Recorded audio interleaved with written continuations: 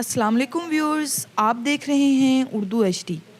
Viewers, حضرت داتا گنج بخش کا شجرہ نسب یوں بیان کیا جاتا ہے: حضرت علی بن سید، حضرت عثمان بن سید، علی بن سید، عبد الرحمن بن شاہ شجاع بن ابو الحسن، علی بن حسن، اصغر بن زید شہید بن امام حسین بن علی المرتضیٰ رضی اللہ تعالی عنہ۔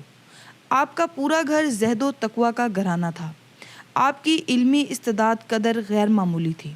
روحانی کسب و کمال اور طریقت کے منازل طے کرنے کے لیے آپ نے مختلف ممالک کا سفر کیا، جس میں شام، دمشق، آذربائیجان، بغداد، فارس، خوزستان، کرمان، خراسان، ترکستان، طوس اور دیگر اسلامی ممالک میں علمی پیاس بجھانے کے لیے مارے مارے پھرتے رہے۔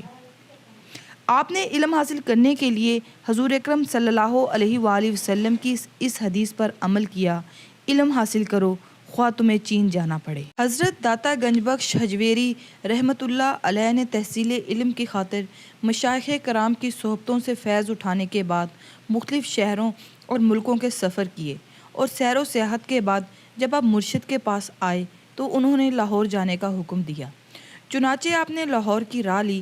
جب لاہور میں داخل ہوئے تو اپنے دوست حسین زنجانی کا جنازہ جاتے ہوئے دیکھا تو مرشد کے حکم کی حکمت بھی سمجھ میں آ گئی۔ آپ نے ساری دنیا سے الگ ہو کر عبادت خداوندی اور حصول علم میں مصروف رہے۔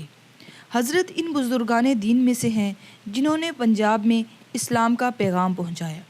اگرچہ مسلمان بادشاہ کا رعب و دبدبہ لوگوں کے دلوں میں بیٹھ چکا تھا، مگر کسی وجہ کی بنا پر مسلمانوں کے بہت خلاف تھے اور ان کے دل اسلام دشمنی کے جذبات سے لبریز تھے۔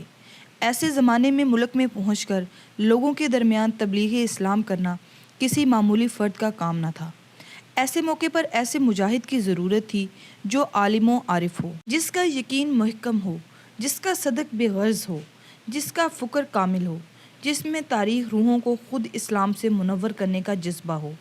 ایسا آقا جسے اپنے بلند و بالا مقصد کے حصول کے مقابلے میں اپنے آرام و آسائش کی کوئی پرواہ نہ ہو، اور ایسا پیر کامل، اللہ تعالیٰ کی توحید کا رہنما، وہ جلیل القدر اور عظیم انسان بزرگ ہو جس کے ذکر خیر سے ہم رحمت کو دعوت دیتے ہوں۔ تو ایسے موقع پر اللہ تعالیٰ نے حضرت علی بن حضرت عثمان رحمۃ اللہ علیہ کا قدرت سے انتخاب فرمایا، اور وہ غزنی سے روانہ ہو کر لاہور پہنچ گئے اور یہیں مقیم ہو گئے، اور دیار لاہور کے سب لوگ ان کے مرید و معتقد ہو گئے۔ آپ نے بہت سفر کیا۔ اگر اس سفر اور مصائب زمانہ اور ان کی بے سر و سامانی کو مد نظر رکھا جائے تو عقل دنگ رہ جاتی ہے۔ بہرحال تبلیغ اسلام کی خاطر آپ نے حدود شام سے مشرقی ترکستان تک اور بحیرہ خزر سے لاہور تک سفر کیا۔ آپ نے تبلیغ اشاعت کا کام مسجد سے شروع کیا، اور حقیقت میں ایک ایسی جگہ ہے جہاں اشاعت اسلام کی تبلیغ و دین کو تقویت حاصل ہو سکتی ہے۔ آپ فرماتے ہیں کہ جب میں ہندوستان پہنچا تو نواحِ لاہور میں بیٹھ گیا اور لوگوں کو پڑھانا شروع کیا۔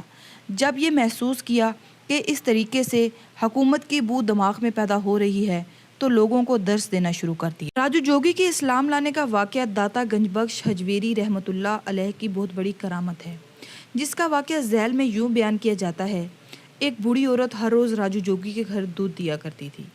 ایک دن وہ حسب معمول دودھ لے کر سر پر برتن رکھے ہوئے حضرت صاحب کے سامنے سے گزری تو آپ رحمۃ اللہ علیہ نے اس عورت کو دیکھ کر بلایا اور کہا کہ دودھ ہمیں دے دو اور اس کی قیمت لے لو۔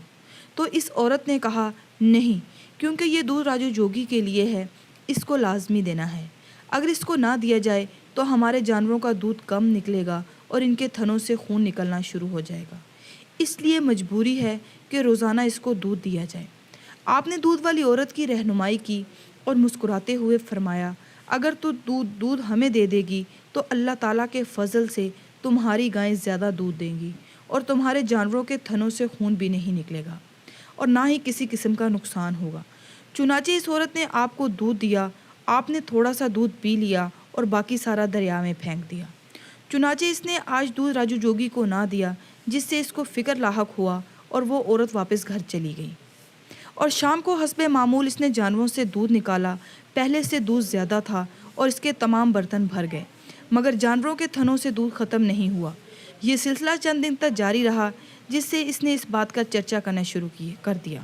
اور بات عام لوگوں تک پہنچ گئی تو لوگ تبرک کے طور پر اپنے جانوروں کا دودھ آپ کے پاس لاتے، اور آپ کا یہ وتیرہ تھا کہ جب بھی کوئی آپ کے پاس دودھ لاتا آپ اس کے برتن میں تھوڑا سا دودھ پی لیتے اور باقی دریا میں پھینک دیتے، اور اس طرح جو بھی آپ کے پاس دودھ لایا تو اس کے دودھ دینے والے جانور دوسرے وقت شام کو پہلے سے زیادہ دودھ دیتے، جس کا لوگوں میں بہت زیادہ چرچا ہو گیا، جس کا نتیجہ یہ نکلا اب کوئی بھی گوالا راجو جوگی کا رخ نہ کرتا اور آپ کے پاس لوگ جوک در جوک آنے لگے، جس سے راجو جوگی بھی حیران ہو گیا کیونکہ حالات یکسر تبدیل ہو گئے۔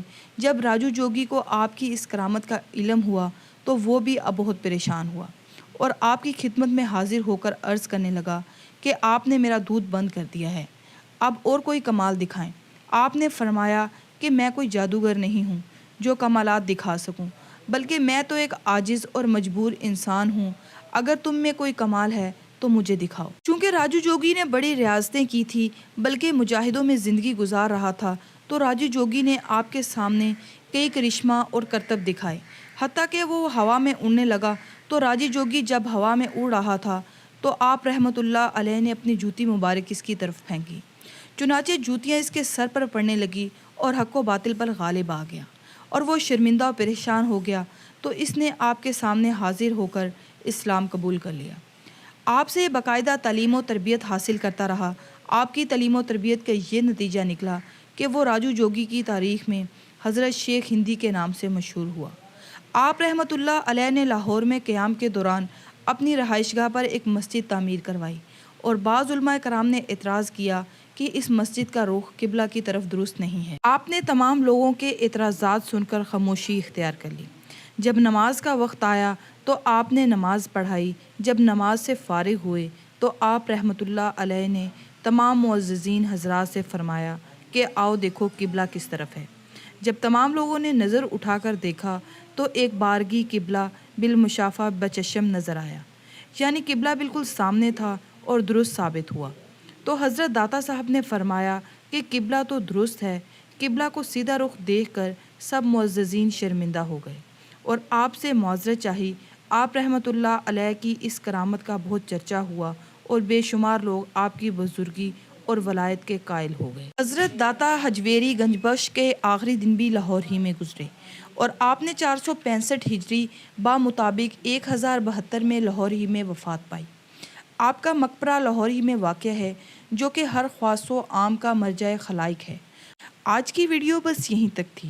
امید ہے آپ کو ہماری آج کی ویڈیو پسند آئی ہوگی۔ ویڈیو کو لائک اور شیئر کریں اور چینل کو سبسکرائب کریں۔ اپنی رائے کا اظہار کامنٹ سیکشن میں کرتے رہیں۔ Thank you for watching this video. Keep watching Urdu HD۔